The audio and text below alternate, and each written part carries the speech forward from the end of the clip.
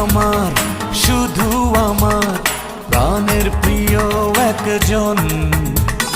প্রতিদিনই প্রতিক্ষণই তোমাকে চাই শুধু মন। তুমি জনম জনমের সাথী, জনম জনমের সাথী।